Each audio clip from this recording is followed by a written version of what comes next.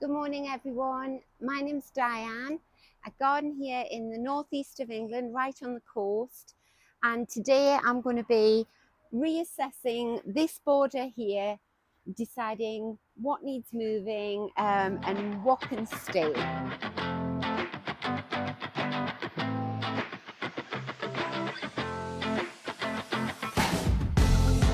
So I'll take you for a close-up of the border. This is the side entrance to my house.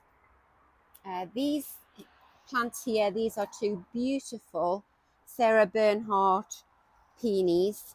This, not sure what kind of shrub that is. It gets a lovely waxy white flower in the spring.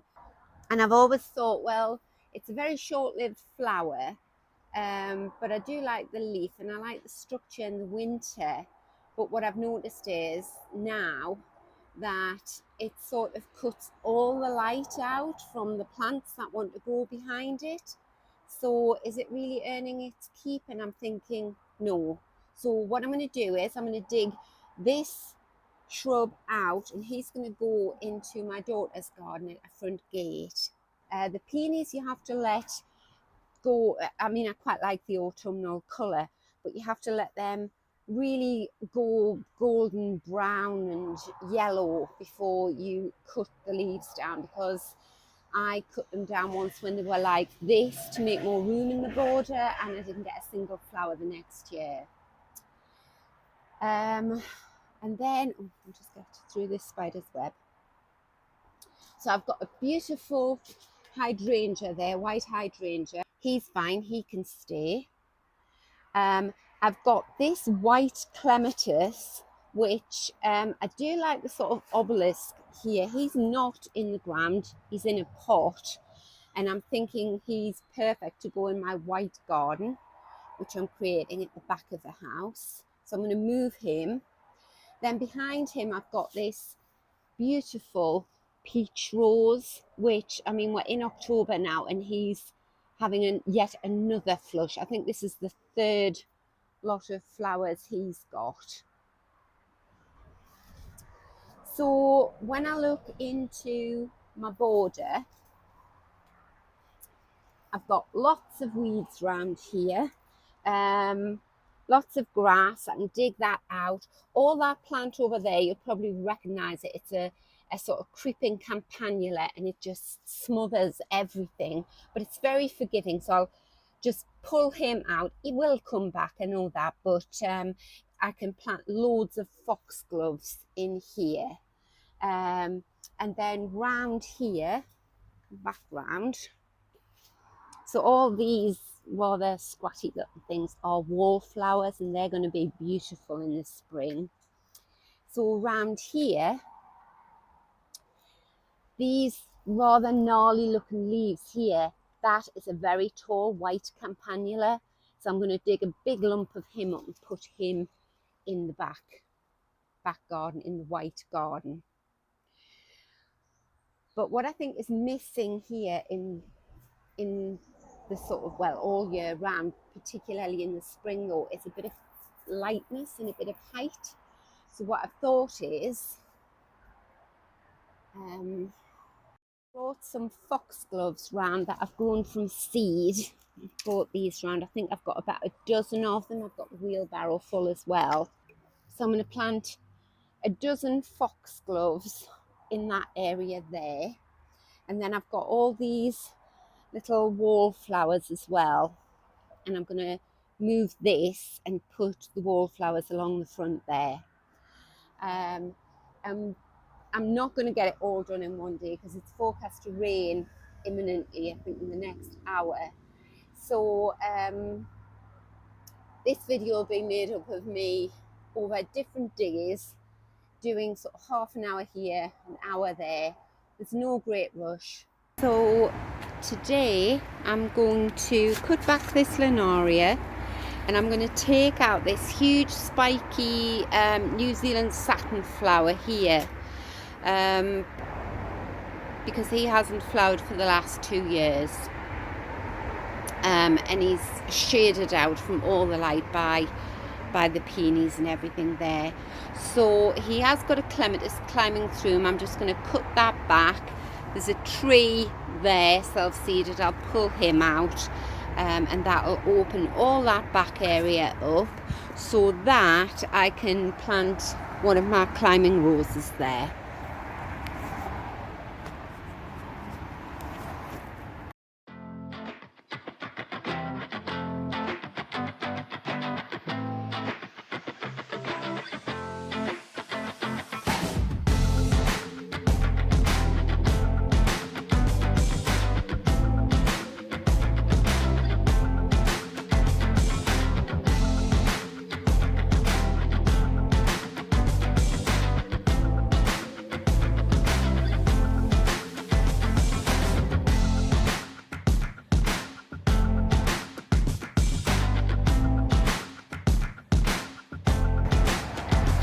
Right, so this is how you can rejuvenate a much loved plant that's stopped performing.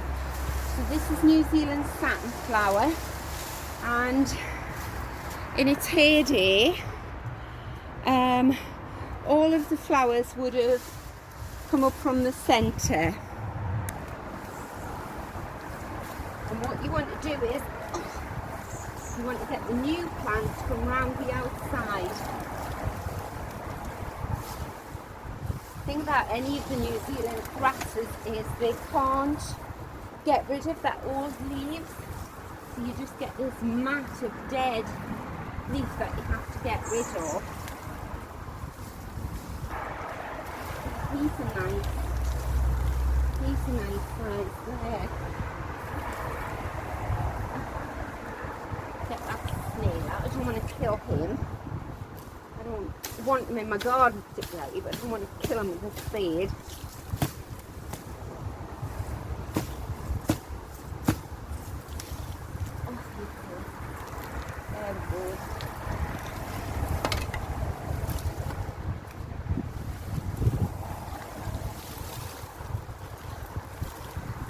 He's a lovely plant. Again, you just take all this dead foliage out from the middle, because New Zealand satinflower, it's the same with all the New Zealand grasses. They can't get rid of their dead foliage. You have to do it for them. It becomes very congested in the middle. But he's a lovely sized plant. The dead brown leaves, you just pluck them out. Really easy when the plants are small like this, but when you get huge clumps like this one was, it's, you know, circumference as big as a small dining table, it's a bit more hard work, a bit more labour intensive. And that's all the root ball there. So I think that's all I need really. I'm going to put him with a label at the gate telling people what he is, and someone will come along and take him.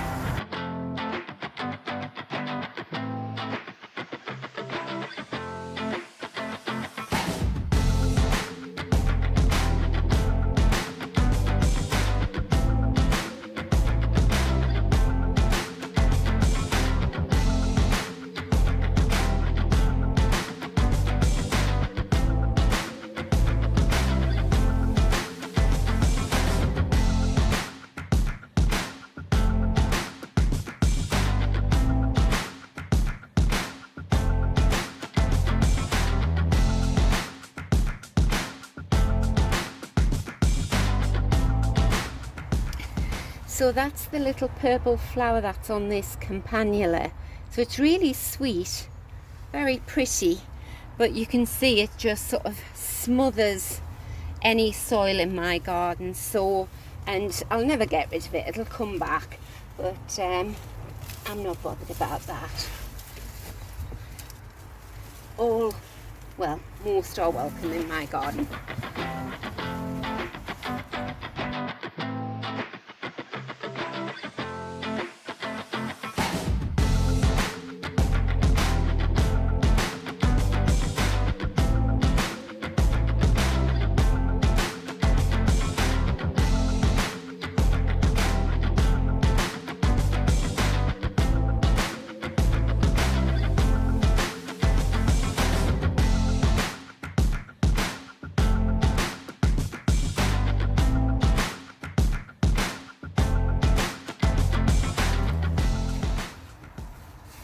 Right, so this clump here is Shasta Daisy, very tall daisy, and because I haven't got any more in this border, I'm going to let him stay.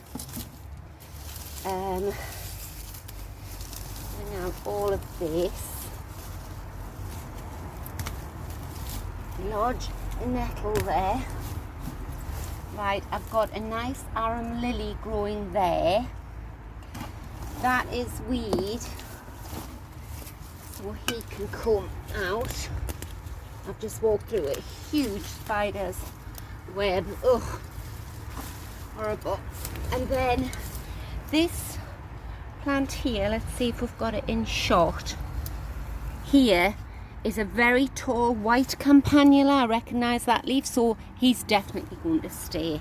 I love him.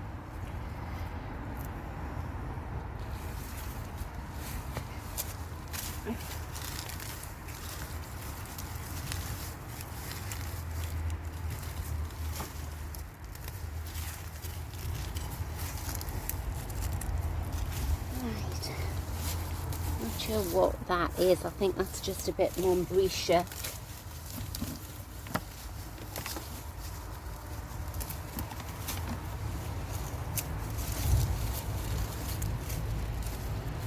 It's very squished in this confined space.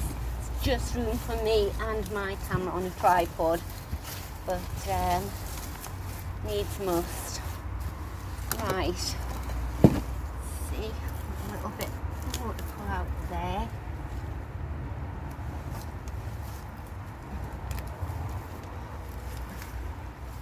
I love this tall white campanula. He's gorgeous. Got a fern going there as well. He's very welcome. Take him off. Right, I'm going to move that out the way and then I'll show you how much space I've freed up. So we've got all this soil space here where I can plant foxgloves.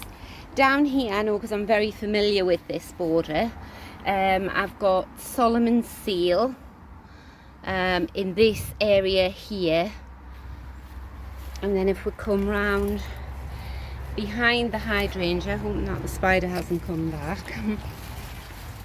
we've freed up all of this. And the beauty with foxgloves is I can underplant this hydrangea there, and the foxglove will grow through any gap, and it'll just, the hydrangea will act as a support. All this room here to plant. Right, so I shall go and get those foxgloves. So you'll see what I mean about stepping on and crushing plants. If these were all, if this was the spring and I was trying to do this, all the little bulbs would be coming up, because there's loads of bulbs in here, tulip, narcissus, and I would just trample on them. So I planted these foxgloves out very early in the year. Probably, I'd have to have a look at the video. It was probably about June. And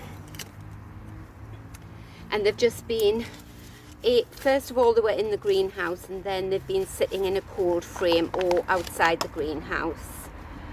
So I'm just going to dot them about. I don't know what that root is. Might be off the Solomon seal. And these foxgloves will just stay this size all winter. They'll not do anything, they'll just sit there making more roots, and then next spring they'll all shoot off.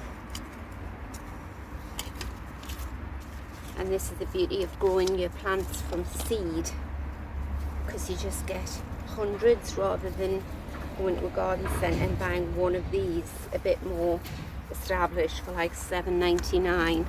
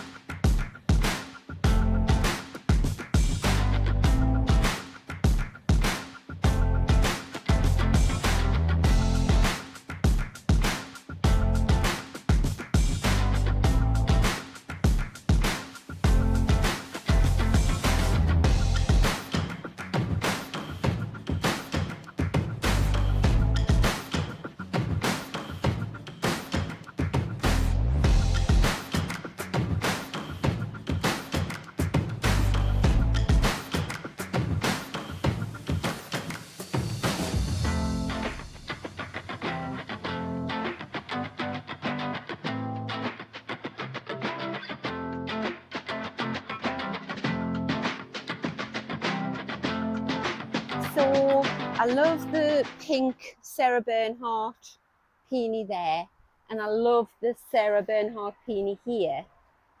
But when I take the heuchera out in the pot and I take this shrub out, I'm going to have a big gap there to let some light through.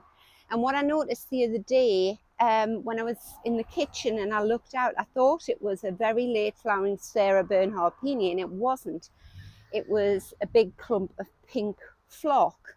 And we've had torrential rain since then, and it's lost its head, so I can't show you it. But I thought, right, so if I dig it up and split it and put a big pink clump of flock there, and then I take out this clematis here and put another pink clump of flock there, and then back plant it with veronicastum or whatever, then I'll have this continuation of that lovely baby pink colour here. So I think that's what I'm going to do. Right, so you may have noticed that the video is a bit out of sync because I've since dug out the huge New Zealand satin flower here, and I'm left with this area now. So I'm in that gap over there. I'm going to plant my a climbing rose. Right, so I'm just going to have a bit of a clear up here. I'm standing on this campanula, but I'm not worried. It's going dormant now. It's not going to kill it. I'm going to pull this out. It's like a self-seeded tree. Certainly don't need any more of those in my garden. It's shady enough. Right.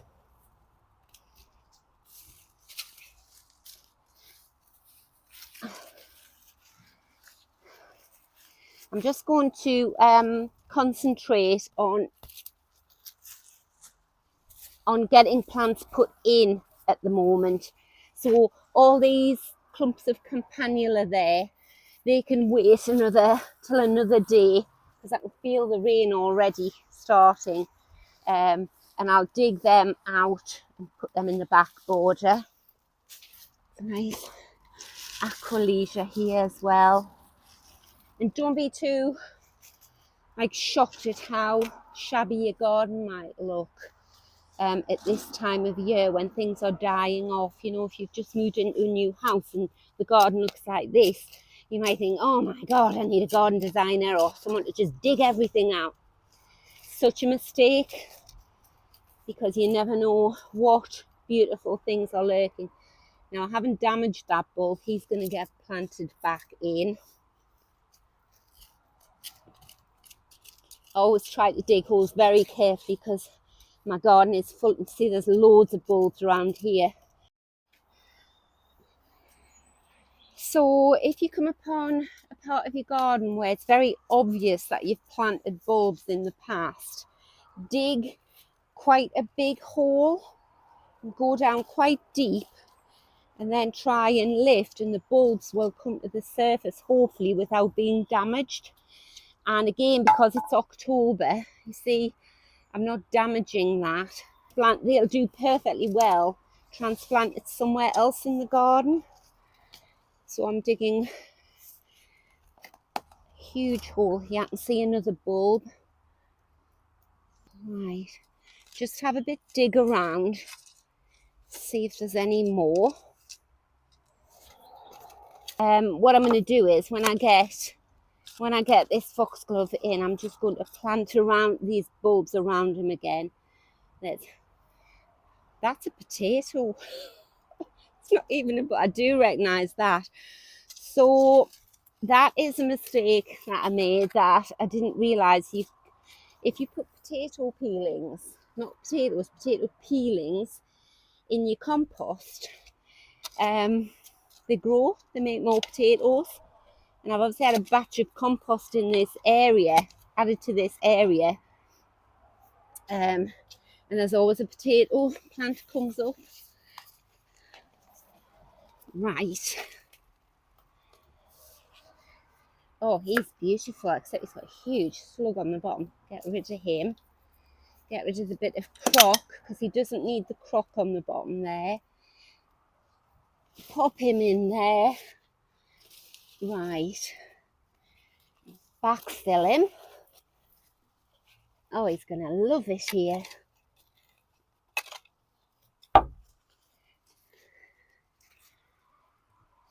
That is. Right. There's another clump of tulips or something. Right, so now he's in, safe and secure. And what I'll do is I'll just go round him and I'll plant those tulips back in, or whatever they are. So he can go in. Plant them nice and deep here, because we get very cold winters.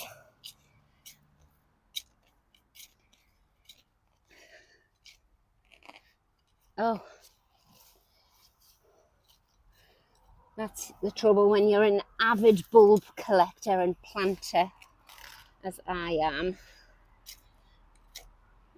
It's very hard to dig in a piece of garden without damaging or finding a patch of already established bulbs. Right. I think he needs to be a bigger hole. There we go. And you go. And whatever these are, will come up through the wallflowers that I'm going to plant next.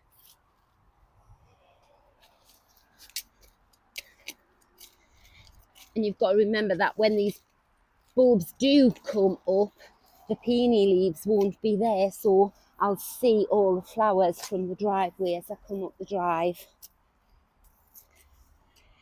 Right, check these in case I lovingly plant a potato. Right, yeah, that's potato. Is that a potato? No, that one isn't, and that one is, because that's got no roots or point. See how similar they are? Right, we're nearly there.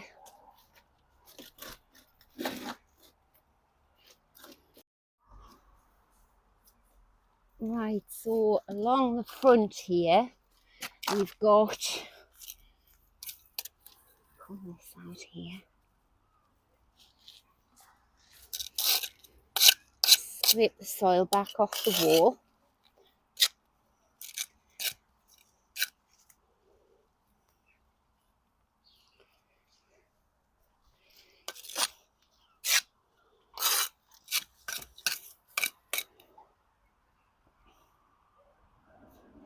There we go.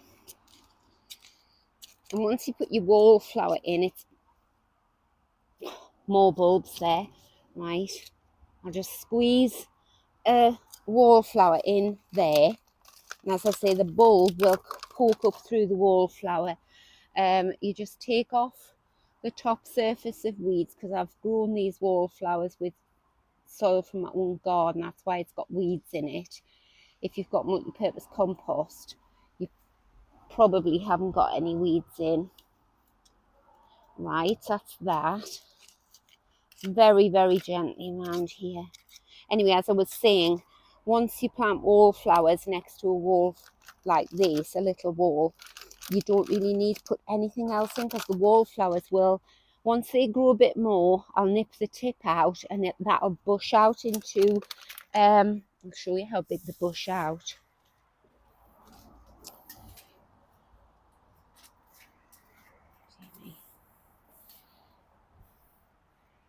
So this patch here is all wallflower, all of this from last year.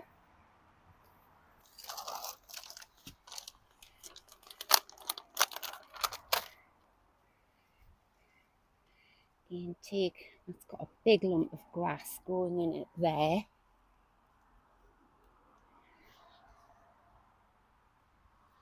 Take the weeds off, plant him there.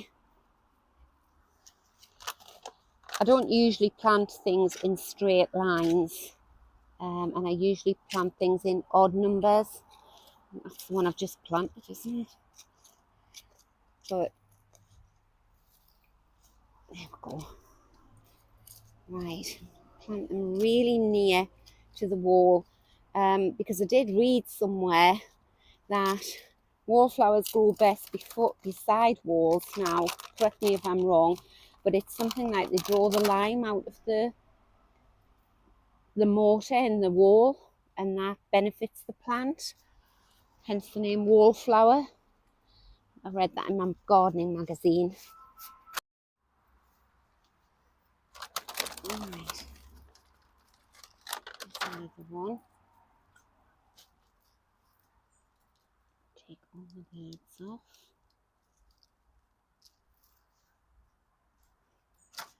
And plant him in here.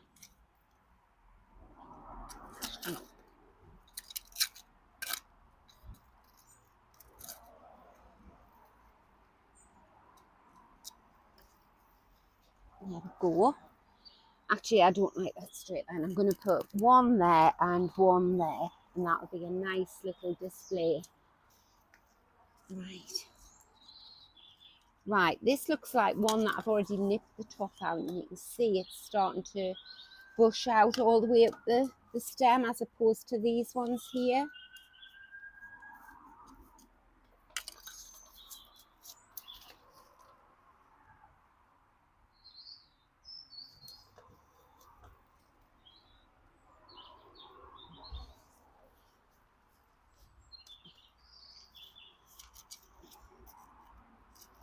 And it's a very shady part of the garden here, but this bit gets the morning sun, so the wallflowers, I know they do well in this area, and the foxgloves love it because it's shady. Gosh, everywhere I'm touching around here is full of bulbs, but they'll all find their way up. Very excited about this area. Right, I think that is that for today.